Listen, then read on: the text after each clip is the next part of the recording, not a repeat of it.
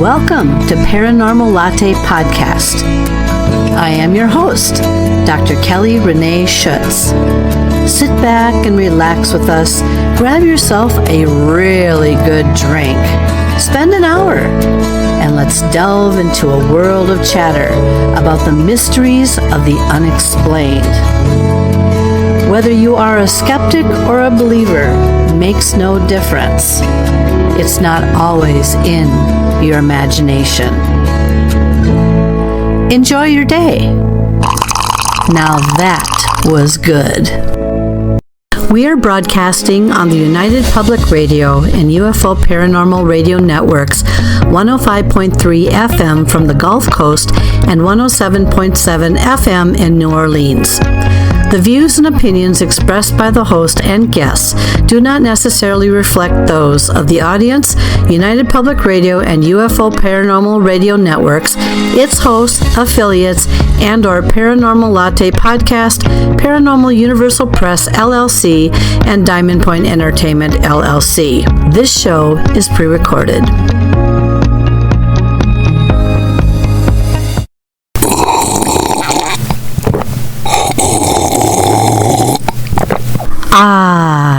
Now that was good. Good day, everyone, and thanks again for joining me for yet another episode of Paranormal Latte Podcast. My name is Dr. Kelly Renee Schutz. I am the host and the producer of this show. Well, raise your glass and take a few sips with me. We have quite an interesting journey that we're going to go on together. Cheryl Lynn Carter is our guest today, and we talked about a variety of things, but not just her abilities, but we also talked about Skinwalker Ranch and some of the things we know about that area. We've talked about her new book called Chosen, and that all involves UFO activity and stories. And she is quite a very good storyteller. She is a contributor and also a columnist for Paranormal Underground. So why don't we just sit back, relax, put your feet up, and please welcome Cheryl Lynn Carter.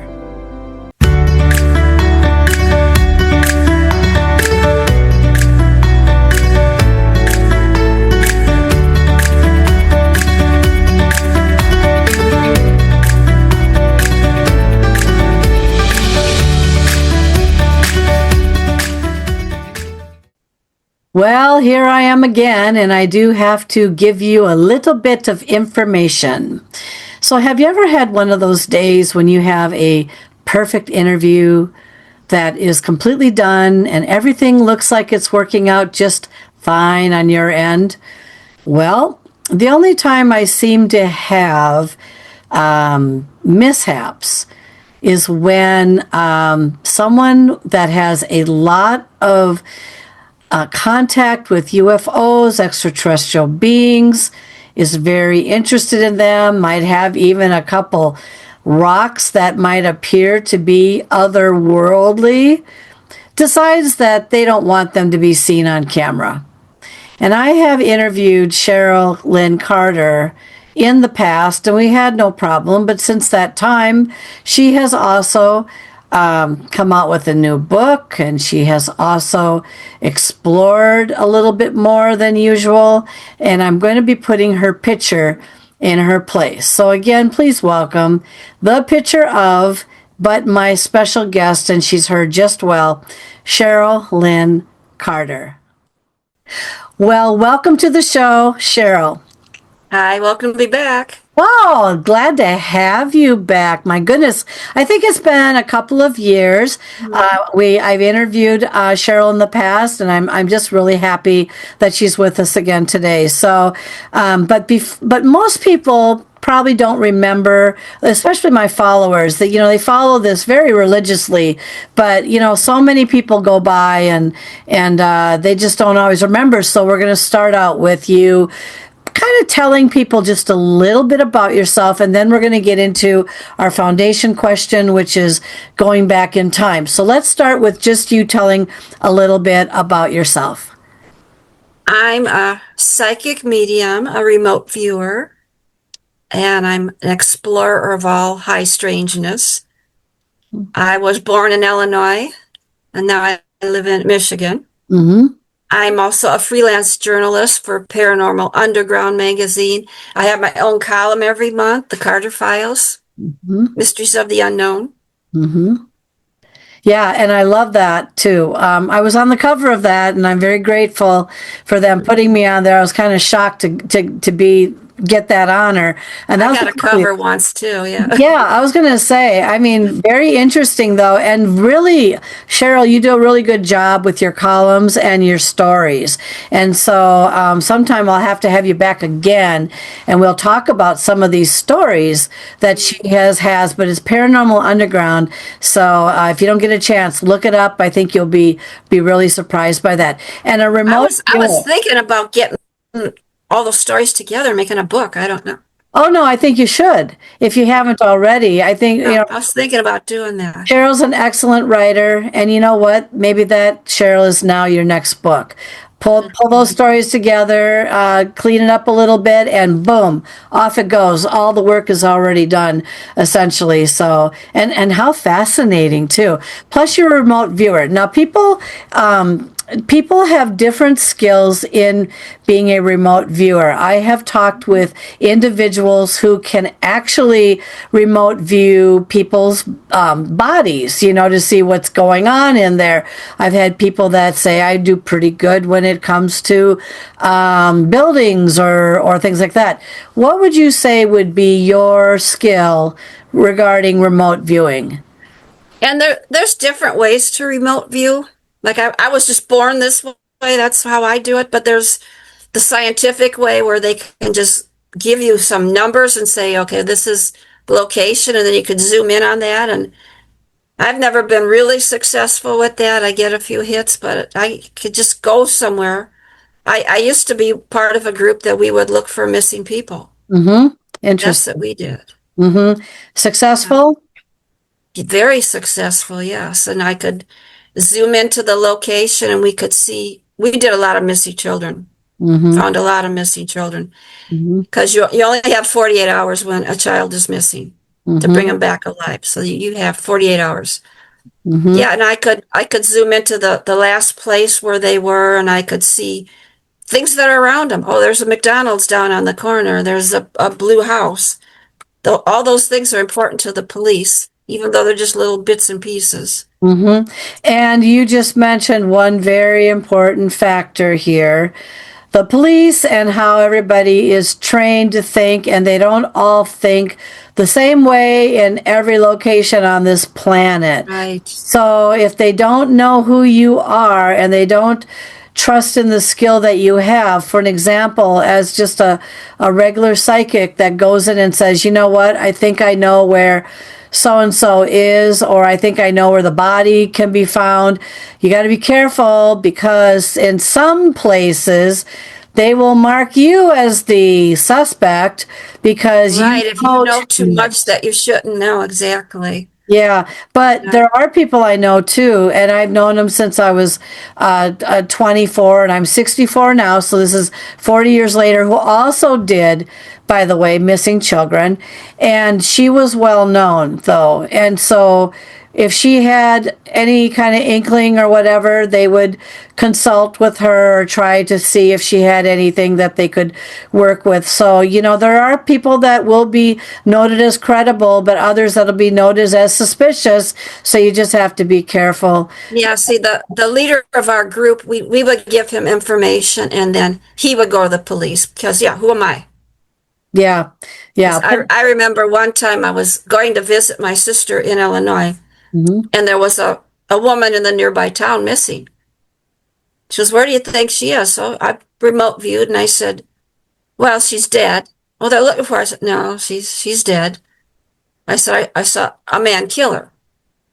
Well, where is she? And I said, and they give you little bits and pieces when they're trying to show you where they are. And you got to try to put it together. And I said, well, I don't know. I said, she's like in a dark place. Maybe she's face down somewhere. And I see the word water. Oh, she's by water? No, she's not by water. I see a sign that says water. Meant nothing to me. Mm-hmm. So when I got to Illinois, I actually called the police and I told them, I said, I don't know if you believe in psychics. He's kind of like, yeah, whatever. You could tell I don't think he wrote anything down that I told him. Exactly. And I told him, and he says, there's no water around there. I said, no, I didn't say she's in the water. There's a sign that says water. I told you there's no water. And I says, okay. So a week later, they're from a little farm town. And, they had those drainage ditches in front of houses. Okay? Yes, right. So the neighbors went to the police and said, well, my neighbor is getting all this topsoil and he's filling in the drainage ditch. Something's not right.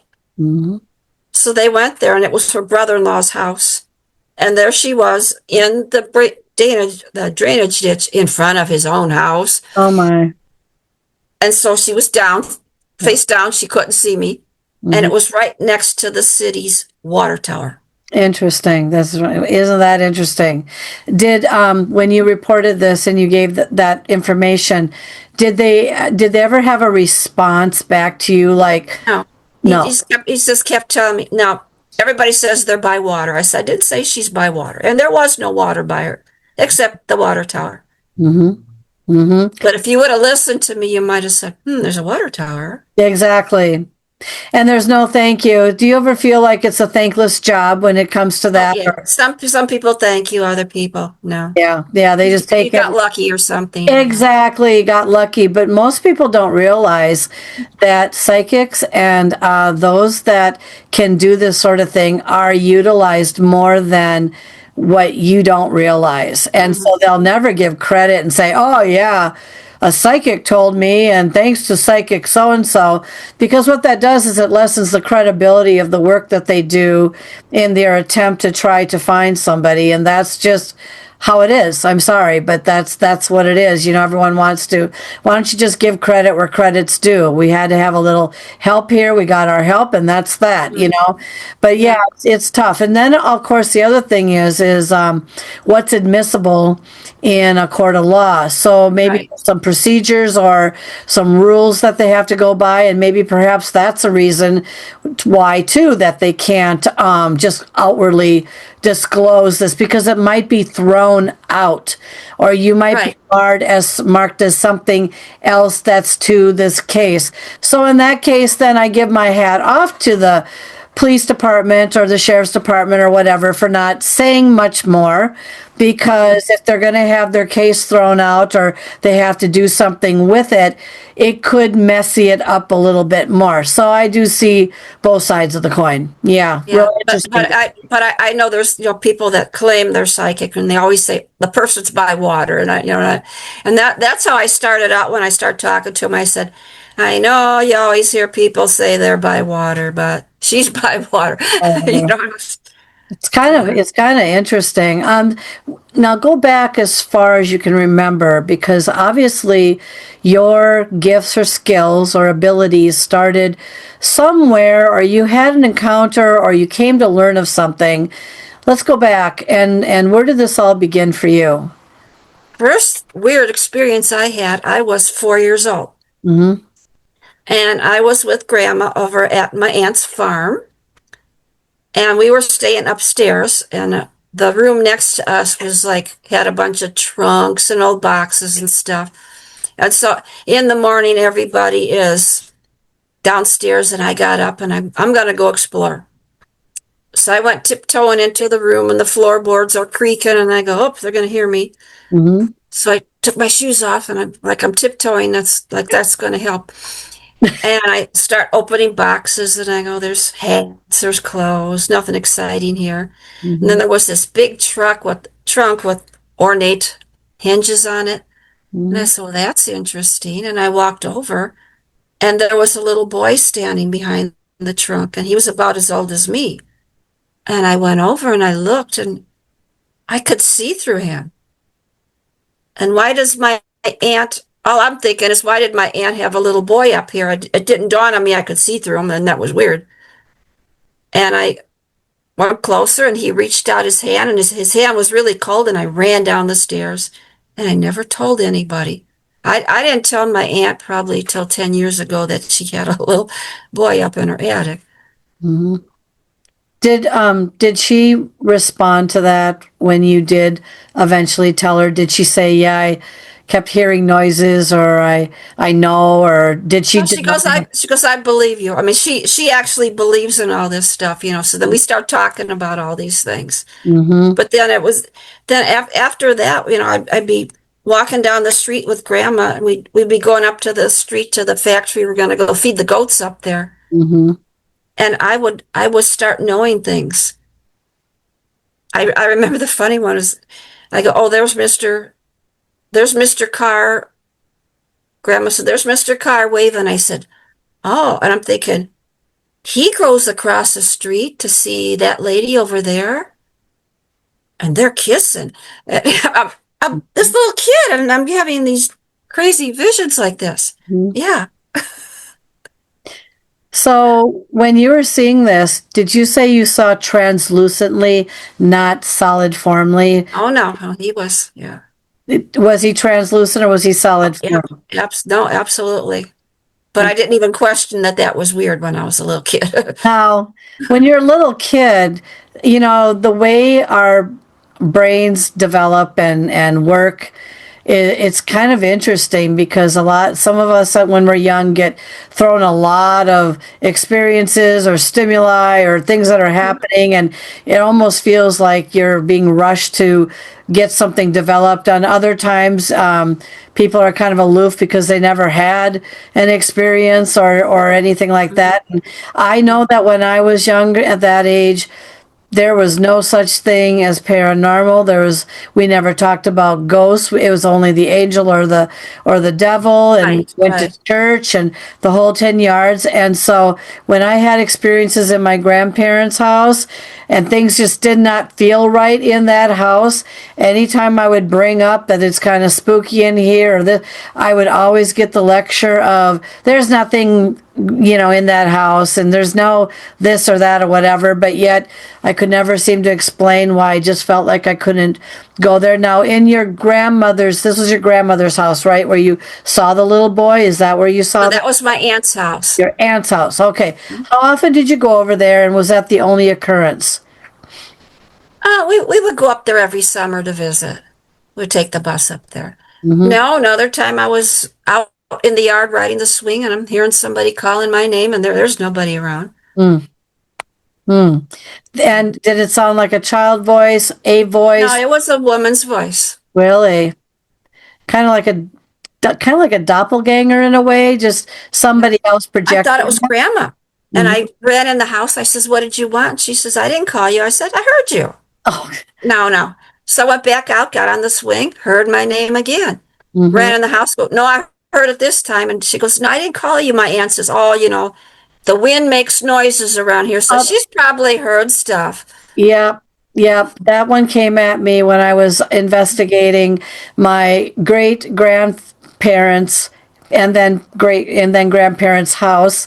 My dad tried to use that one on me. I bet it was the wind whistling through the wood or something, or a crack in the wood, and it said my name twice. The wind said exactly. My name. I wasn't believing that, you know. Exactly. And what do you think the motive was for hearing that? Did they want to swing themselves and just wanted you off of it, or what do you It was a woman's voice, and later I found out it was my great grandmother talking to me. Oh, interesting. Yeah. That's interesting.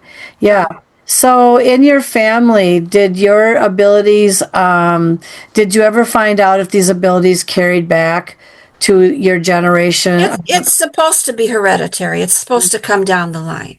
Mm-hmm. My mother never believed any of this stuff, but it can't miss a generation. Mm-hmm. Because I know Grandma had it. We lived with Grandma.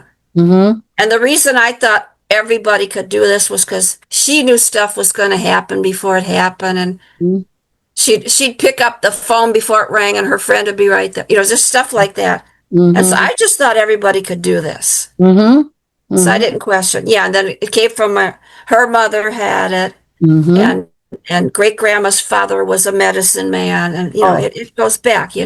Oh, interesting on the medicine man thing, Yeah, yeah. So what did you learn about that? That's kind of interesting, especially back in the day. Anything Back intriguing when I about started that? doing my genealogy, I didn't know. Mm-hmm. Mm-hmm. And what did he, when you say medicine man, what exactly did he do? He was a Chippewa medicine man. Oh, cool. I mean, interesting.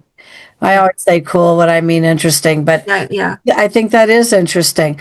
yeah. Did he, so do you think that your abilities then came as part of that too, and then came down the line, Yeah. and then came to you? Now, do you have brothers and sisters, and do they have the same type of gifts? My one sister, I think she has gifts. The other ones, I don't feel anything. Do you think they're missed? It's too bad I don't have children to pass this on. Now it's going to be lost, but yeah. Mm-hmm. Yeah, and well, it would be fascinating, and I know the same thing.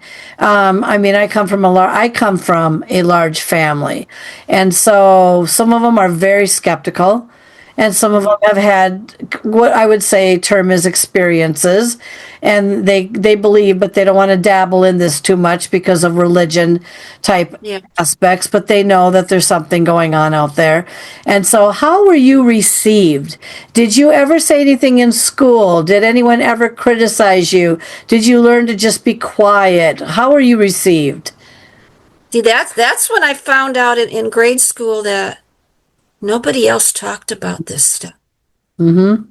I didn't come out and say something, but I never heard anyone else talk about it. So I didn't talk about it. I said, I thought everybody was like this. They're Uh-huh. not. What's wrong with me? Yeah. And even when I went to high school, I finally met a girl at high school that she was talking about this. I said, oh, somebody else. Mm-hmm. So then we started talking. I said, okay, we're okay. We both could do this stuff. Mm-hmm. Interesting. And so, did she become your friend, like a good Yeah, friend then? yeah, yeah. And so like, I remember the one time she says, did you ever stand at the foot of your bed and watch yourself sleeping? And I Oh. said, "Well, no." And you're like, oh, I guess you got a different ability than I have. That Well, that what is out of that's body astral projecting. projection. Yeah. Who knows that word back then? So I tried it and I go, yeah, it's cool, but I don't want to do this because what if I can't get back in my I body? know. See, I tried it once. Okay, that was cool. Okay. that is the number one. I'm going to use the word fear here. Concern, worry for people when people are saying, "Here, try astral projection, out of body. Try to go out of your body." But what if I don't ever come back? What if I float away and my cord breaks or whatever or whatever? You know what? I have not successfully ever really attempted that, or I don't think I could anyway. For some reason, I seem to be wired differently. But I do remember having dreams where I'm flying in the air or Fine. flying down. See, you were doing it. I astral project in my sleep. You were flying, see? Mm-hmm. You were Yeah. doing it. And then when you're about ready to hit the ground, though, you're back to where you were. You woke up because Yeah. you weren't sure that you wanted to feel the impact. Yeah. So those types of things. But yeah, I had a number of dropping dreams, or flying Mhm. dreams, but I don't remember though in the dream anything specific to anything other than the fact that I was coming down and ready to hit the ground. That's the only thing that I remember, and that part scared me. I didn't want to feel it. How about? I'll just be really high and I see the ground above me and everything. And I go, what the heck are you doing? It can't be a dream when you have this happen a Yeah. lot. Yeah, and I know somebody who can do it very easily and very well. And it's just like he tries to tell everybody, you're not going to not stay out of your body. You will come back to your body. Blah blah blah. But a lot of us have that fear. So Yeah. yeah. So Cheryl and I would rather just remote view, Yeah. So have you been, it's interesting because the only time I was successful at remote viewing was when I was in Las Vegas at a conference, and we had that as a experiment or something. And he held up the envelope, and I really to this day don't understand. And maybe you can help me understand this. These numbers that were, here's this envelope. There's something in it. We're going to put a number of blah blah blah on there. And it's like I never really understood what the numbers mean. I mean, I did, out of 200 people, I was the only one because I think I connected with their energy and somehow it lit me up. And Right. I was the only one who knew what was in the envelope, and I drew it out exactly. And I have that as proof in my book, by the way, everybody. I have what they showed, and I showed what I drew. But can you explain, or do you know what the heck these numbers mean? That's what I mean. That's like how the military use these numbers, and it just doesn't work for me. Yeah, I know. It doesn't I make don't know if it's got something to do with GPS coordinates. I don't know. right. But Right. it's only six. They use six numbers. Right, exactly. We use 6 numbers. We always Yeah. have to write it on the top of our sheet. And then it was like, okay, go at it. Go at it. Take each number. Yes. Yeah, look at the first number. Draw what you see. Look at the second number. Yep. I Yeah. don't do it that way. No, I don't don't either. understand how the number things work. I'm the same way with you. I am just like, what? All I want, I can just, I would rather just look at the envelope and see if anything comes. A flash. What I get, I don't know if you get this. I get flashes. Do you get flashes? Oh yeah. And what kinds of things flash to you? Like when I get flashes really quick, like for example, let's say I'm anticipating going, or maybe not anticipating going to a casino, all right? Because I seem to be very lucky when it comes to winning money. I will get a flash, but if it's a buffalo, for example, and anybody out there who gambles knows that there's a zillion buffalo machines, you're like, well, can you be a little bit more specific? Yeah. Which one is it? But those or colors.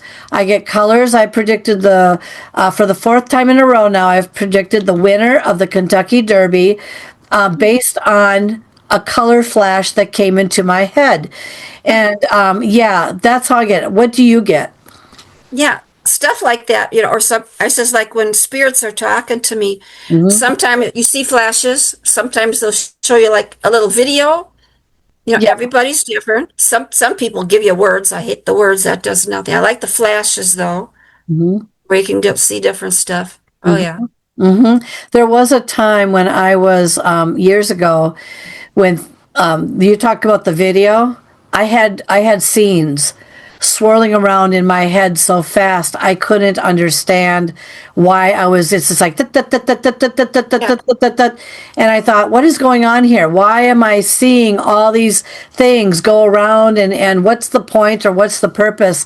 I really couldn't tell you what the purpose was. I just know that I felt like, stop it, hold on. Do you ever get that where things are just going around really, really fast? That's why when something's weird, I write it down. I said maybe it'll come to me later, or maybe I'll get more later. I just write it down. Yeah. Sometimes I never figure it out, but I just write it down. Yeah, it's kind of fascinating. So Cheryl and I met a couple years ago at a conference in Utah called Phenomenon, and we were both invited media to actually be able to go in and interview a very selective group of people, by the way, to go in and interview the Skinwalker Ranch guys. And I think you've written a book or a couple, I can't remember how many you wrote on Skinwalker Ranch, but I thought we might talk a little bit about some of the things that you've learned or heard of or researched or had come to you that you're able to talk about regarding that experience or those experiences. Well, we're still going to talk about remote viewing. When I was digging into Skinwalker Ranch, the person I was writing with says, here, this remote viewer, let's put this in the book. And I'm reading it, and you could tell this person was making it all up because they go, oh, native land, blah, blah. Of course, it's native land. We know that. Yeah. So I remote viewed to Skinwalker Ranch. And crazy, I saw a native man standing by a beaver dam. by that stream. We've all seen the stream on Skinwalker Ranch. Mm-hmm. There's a beaver dam there with 2 beavers. Mm-hmm. And he's standing there. He had a bow in his hand, and his hair was in one braid. And he's just looking at me, and he's pointing over to the East Mesa. Mm-hmm. And he looked familiar to me. And I said, how can he be familiar? I've never been there. Mm-hmm. And then I realized that when I was going to Sweat Lodge, he had been appearing to me for 7 years at Sweat Lodge before I even knew what Skinwalker Ranch was. Interesting. So that was interesting. So then, I don't know, a few months later then, I'm just sitting at my computer, and I saw something in the shadows standing next to me. Mm. Now it's daylight, there's no shadows. And I go, oh, is it a shadow person? And I said, no, something in the shadows. And all of a sudden, they start downloading code into my brain. And I go, no, stop. I don't understand. It's okay. It's okay. Isn't that what all the UFO books say? It's okay. And they kept downloading it. And I said, I don't understand. You will. Okay. So then they're all done. And I said, I still don't know what the code is about. Mm-hmm. I don't feel enlightened. I don't know what it did to me. Mm-hmm. So then I went to Phenomicon the next year, and my friend drove up to the gates with me, and we get out of the truck, and I heard the same voice say, pick up that rock. And I started laughing, and my friend says, what? And I said, the code guy said, pick up the rock, and we're standing on a gravel road. Mm-hmm. So I'm looking around, and there was an oval-shaped rock that fits in the palm of your hand. And I said, well, that's pretty interesting. Mm-hmm. And the voice said, not that one. And I said, oh, we're funny. Okay. So I'll give it to my friend. So I looked around, I found another one like that, and I picked it up. Mm-hmm. And the voice said, yeah, that one. Mm-hmm. And then they said, the code has been activated. And the rock started vibrating in my hand. Oh, my. And it does. It's a vibrating rock. I actually showed it to Eric Bard, and it vibrated in his hand. When I put it in my driveway with my tri-field meter, it registers a 4. Wow. It's a rock. And it did it to Eric, too. And I says, what do you think? Interesting. I said, no, you're supposed to tell me what this is. Mm-hmm. So we don't know. So, yeah, I got this code in my head. Don't know what it's for. You know, that vibrating rock, did you ever have it? I don't know. Does anyone ever x-ray rocks at all? I know that might sound... Yeah, I don't know where I would take it, yeah. Yeah, exactly. Like look inside this rock to see what's going on there. I don't know. I mean, so you still have the rock, right? Oh, yeah. Yeah. Does it do you ever pick it up, and does it continue to vibrate, or did it vibrate? No, it still does. It still does. Wow. Yeah. When I went to Phenomicon, I ran into Chris Bartell, one of the Bigelow's guards. Mm-hmm. And I says, I never showed you my rock. I says, put it in your hand. And it did funny stuff to his hand, too. So interesting. And I says, now, when you were walking around on the ranch, did you ever find a rock like this? And he said, no. And I says, what the heck is this rock? Mm-hmm. And why I'm supposed to have this? I don't know. Mm-hmm. And it doesn't want me to just let anybody hold it either. Okay. So you can kind of tell from a vibe from it, or some energy that's coming off of it that... I haven't let too many people hold it, yeah. Yeah. I'm just trying to figure out, well, and since you've held it, have you noticed yourself, I don't know, becoming sick? Does it have radiation on it or something? No, I don't feel bad. No, you don't feel bad. Okay. It's good energy. I just don't know. Yeah, that's what I was just trying to figure out. If you're like, don't touch it, it's been, whatever, activated by something that could make you sick, that kind of thing. No. It actually feels good when I hold it. I don't know what it's all about. That's interesting. And also that it came to you in that kind of a code. The code. It's like the rock and the code goes together for some reason. Have you ever been activated before? Do you know what I'm talking about? Electrified, tingle top to bottom, whoa, really like that. Have you ever experienced that at all? Because I know that's a specific feeling I get when I'm visited by something that I can't explain. And sometimes half of my brain will literally tingle and electrify and all that. It'll be really bizarre feeling. And then sometimes when I'm in certain places, if I touch certain like tombstones or whatever, I will feel just a surge of energy, literally. Oh, yeah, I know. Up and down. Have you ever had the energy surges yet at all? Have you had that? Oh, yeah, a lot, yeah. Mm-hmm. And are you around something that seems to trigger that? I think you just get different feelings from different objects because everything has energy to it. Yeah, especially if anyone hasn't been out to Utah, make a trip out there. My husband and I, when we were out there on that same trip, we went to this dinosaur. I mean, this is, I think, is in Colorado. It's just over the border. That's all it is. Like one, right, boom, over the border. There it is. The dinosaur National Monument. Yes. Oh, it's beautiful, isn't it? Yeah, it's very nice. Have you gone through there at all? Yes, yes. Yes. Did you go see the petroglyphs at all in the I didn't know where the petroglyphs were when I went there, and now I found out you could just drive up to them. I thought you had to hike. I thought you had to hike to them, and I didn't want to hike by myself. No, you do have to hike. But what was interesting that I learned, so I stayed down on, I'll call it flat ground with the vehicle, and I said to my husband, I'm not walking all the way up to that mountain to see these petroglyphs. What if something happens to either of us? Well, something could have happened to him. What if there could have been a rattlesnake or something on the path that he was walking up towards? Well, nothing happened to him, thank God. But what I did learn and find out, and we were out there by ourselves, except there was one other person out there as well who came down from that mountain, and I wasn't feeling very threatened or anything. So my husband goes all the way up. He had to go on this path, and I said, just be careful. God, I don't know what to do if something happens or you get bit by a rattlesnake or a scorpion or whatever is out here. Well, he made it up there okay, and he didn't have any incident. But what he did tell me was that when the guy came down, we were just softly talking to each other. Very soft, just like that, softly.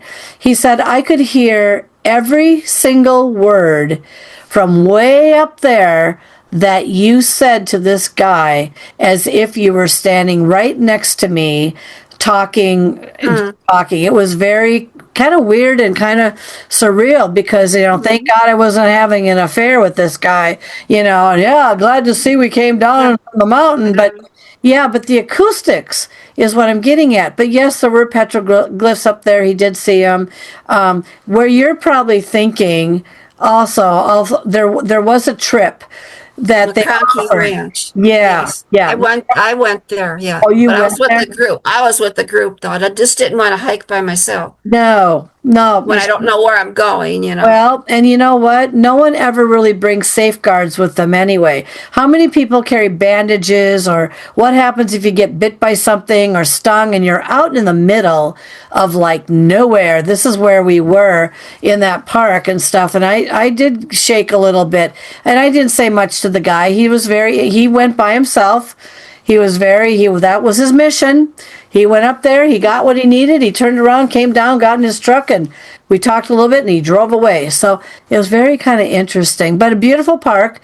And the light, the sunshine, beats down on this stuff all day long. So it's hot, and it's energizing things, and you just never know really what you're going to get into. So did you go into that museum and see the wall of all the bones? Yes, I had pictures taken, and wow, that was amazing. That was a whole very cliff of bones. Yes, and a whole wall of bones from I guess that you would call them what, dinosaurs or what? Obviously, but that's what I'm saying. Different. I can't remember if it was different types of dinosaurs or one particular species. No, there were different ones. Yeah. Yeah.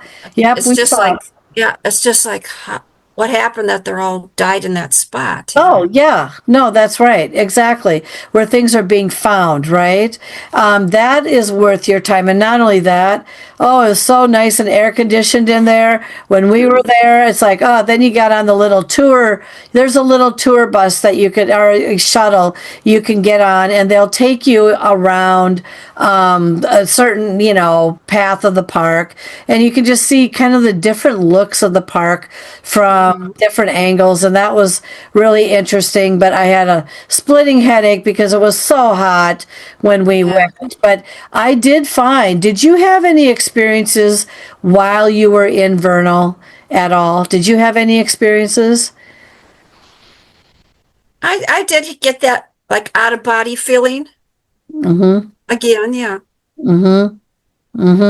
I had something happen to my computer at the hotel I was staying at. It all of a sudden never has ever done this before, during, after, whatever.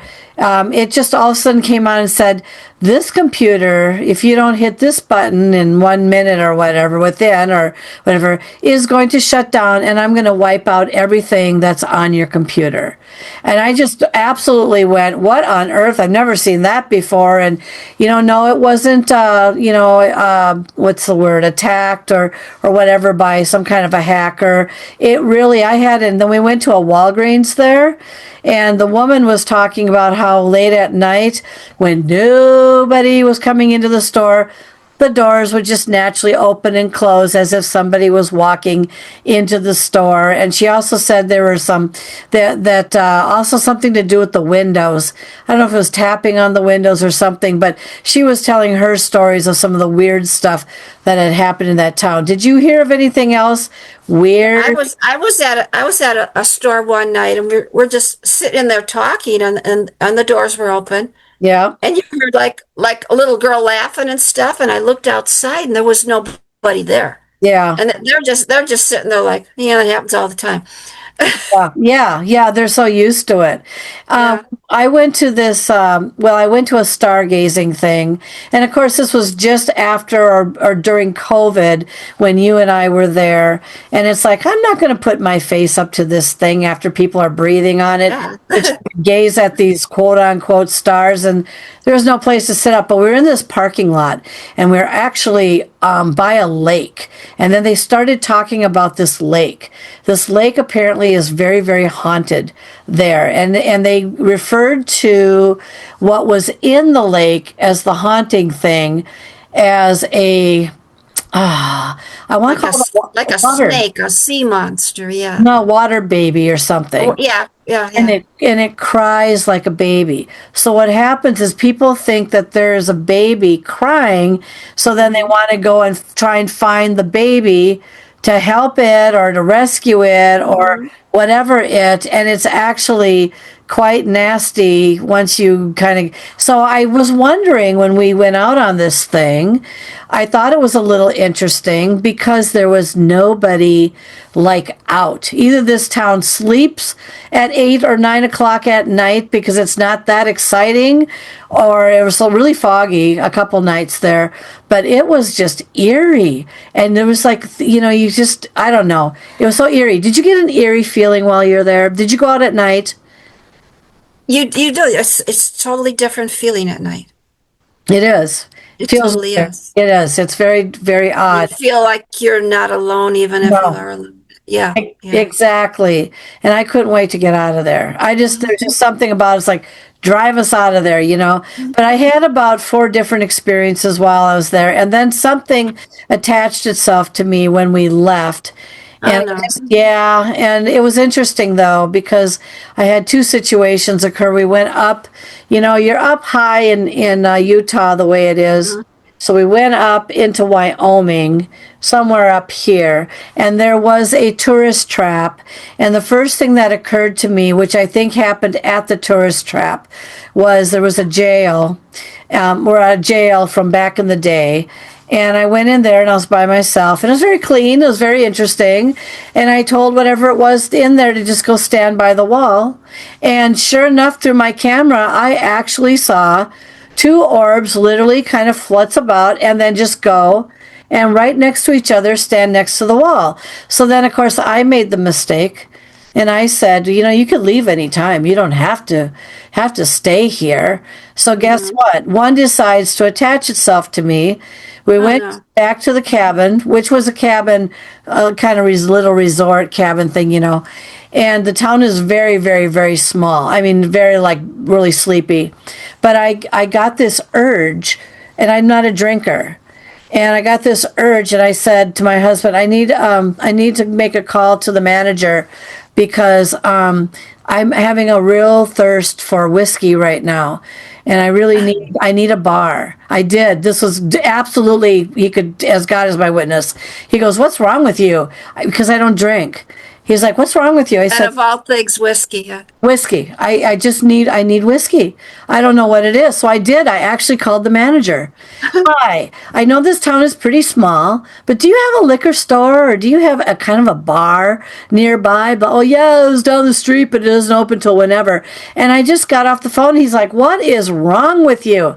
I don't know. But then I associated it back to the jail. Whoever was in the jail, yeah. Did you have anything else go on while you were there? I mean, it's a very interesting town. Well, I says, whatever followed me home, people go, "Oh, don't you want to get rid of it?" And I said, "Well, it kind of comes and goes. Mm-hmm. It's not like it's attached to me," Mm-hmm. which is this weird thing. Mm-hmm. But it's something from the ranch, and I feel that it's interdimensional. Okay. That's how I feel. Do you think that has anything to do with that rock? That's what told me to pick up the rock. Yeah, so I don't know. Interesting. Does it do anything in your house? No. Do you No, get, I keep it here in the office.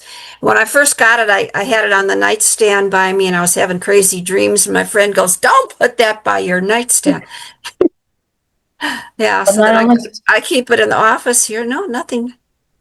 so can you feel a presence off of something periodically, and what does that feel like? Yeah, that's called psychometry, when you can hold something and get impressions from it. Okay. Do Yeah. you get any impressions from it at all? Yeah, I see the ranch. The ranch. Any parts of the ranch? The mesa. The mesa. East Mesa. Mm-hmm. Mm-hmm. Are they trying to say that there's something in there or behind there or within there or whatever? Is that what you're when I saw the native man, he used to live in a cave. There was a cave there by the mesa.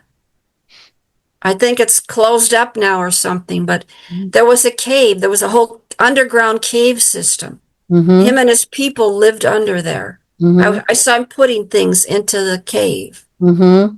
And he wants me to see it, but I don't know what I keep saying, "Show me, just show me." I hate when they only show you little bits and pieces. I know. Why are you showing me this cave? Mm-hmm. No answer yet? He just points to the mesa. It points to the mesa. Interesting. Yeah. Do you know, I haven't been following the show since I met you out there a couple of years ago. I just haven't had time. And, there's other things that I watch sometimes. Have you been following? I don't even know where they're at right now in what they've discovered. Have you learned? I know you've been out there a couple times and we're just out there for this conference. What do you know about things that they've discovered? Have they talked about that very much? They keep trying to drill into the mesa. Yeah. So I don't know why they're trying to do that. And they keep saying there's no cave system. And I know there was. I know. Mm-hmm. If you would let me come out there, I'll show you where it is. But that's another story. Mm-hmm. And they are like fixated on the triangle area. The triangle is just roads. It's roads getting to the property, and it's just roads. Mm-hmm. It just happens to be triangle shape, but you got to work on the triangle image, like the Bermuda Triangle, I guess. Mm-hmm. Mm-hmm. And there's some kind of a dome over it, so when they shoot rockets through it and stuff, they ricochet the other way. I don't know. It's a road. So Interesting. This native man, he's been there a long, long time. He's been there way before the Utes. Mm-hmm. I'm thinking maybe Fremont time. He's really, really old. Mm-hmm. And he's a medicine man and he protects the land. Right. That's one. I'm glad you brought that up, because there's something that people do not realize, and it goes back to these gentlemen that I'm talking about who accidentally said something they shouldn't have said, gave the plot away, basically. They do protect the land, not these guys.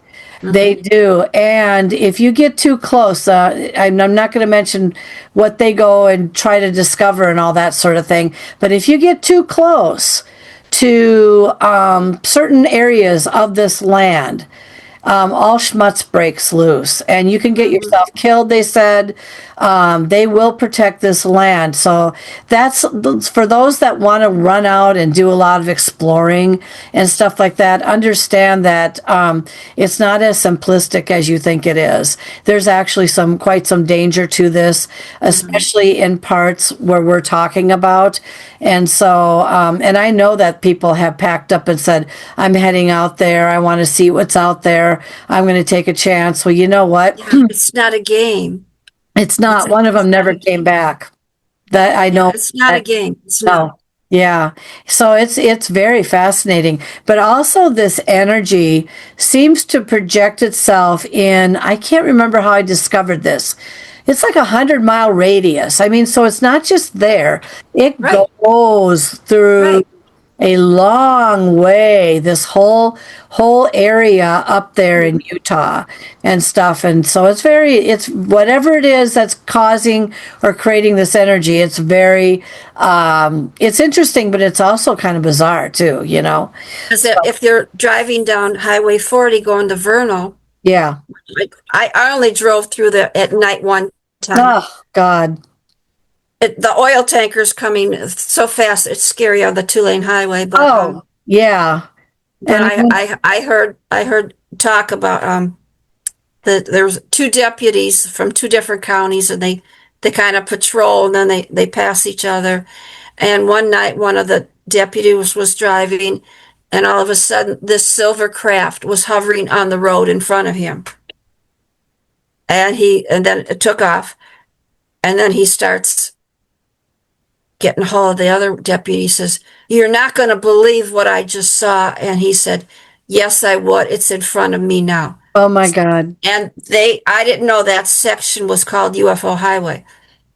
I didn't either. And I'm glad. I don't ever want to drive there at night. I haven't encountered anything in the daytime, but no, won't drive there at night after I find that out. Did they ever say that when the thing was in front of them, did you ever find out if it ever did anything or just wanted to make itself known? Make itself known, yeah.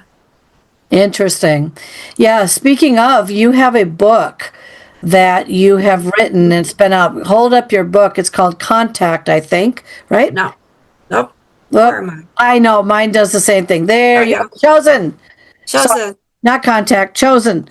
And I want you to tell us a little bit about what inspired you to write that book and some of the interesting tidbits in there. And of course, you can find this on Amazon. So, Cheryl, what would you like to say? What inspired you to write that book? Well, you always hear stories about where people have been in contact with something, or they got abducted, and then you just think, and they all lived happily ever after. Well, they don't. Don't. Mm-mm. Because once this happens to you, you are never the same person. Never. And so I wanted to dig in and I got 10 stories in there, 10 different cases. And I wanted to hear the story and then go on what happened to these people after these things happened to them. And it's really interesting how it affected their lives. Like one of the stories that a lot of people have heard of was the aerial school encounter, which is in Zimbabwe. And the children were outside at this grade school at recess time. And in the little lot next to them, you're in the jungle, middle of nowhere, the silver craft landed. And these 3 little creatures came out. What do you think? And they're running into school to try to tell the teachers who are at a meeting, and they go, no, get out of here. You're just trying to get stuff out of the snack shop when nobody's looking. Mm-hmm. And they start talking to the children. One of them floated into the yard, and they start showing the one little girl visions in her head. Huh. And she saw the world was all burned up. Everything was dead. This is what, children were seeing. And some of the little boys that just lived there forever, they thought it was this creature that came in the middle of the night and stole your soul. Mm-hmm. And so they went back in and they're trying to tell the headmaster what's going on. Oh, you children making stuff up. Well, most of them didn't even know what a flying saucer was. Mm-hmm. And so he was kind of concerned. Well, there was a woman that was a MUFON investigator, and she found out about it. And she says, I want to come talk to the children. Mm-hmm. So she came there with Dr. Mackey, who was from Harvard, and he was starting to study about abductions, and he wanted to talk to the children. So they had all the children sit down and draw a picture of what they saw. Mm-hmm. And everybody's picture was pretty much the same. And yeah, I got pictures in the book. It's terrible. And then a lot of them went home, and their mother and father didn't believe them. Mm-hmm. Some did, and they pulled their children out of school.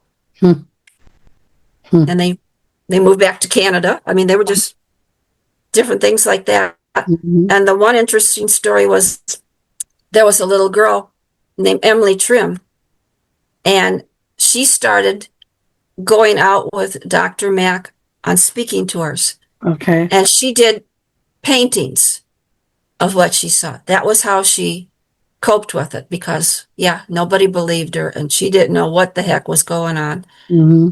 And one of her famous paintings was a little girl with a zipper on her mouth because she couldn't speak of what it was. Mm. And so I had to find this picture for my book. Mm-hmm. Mm-hmm.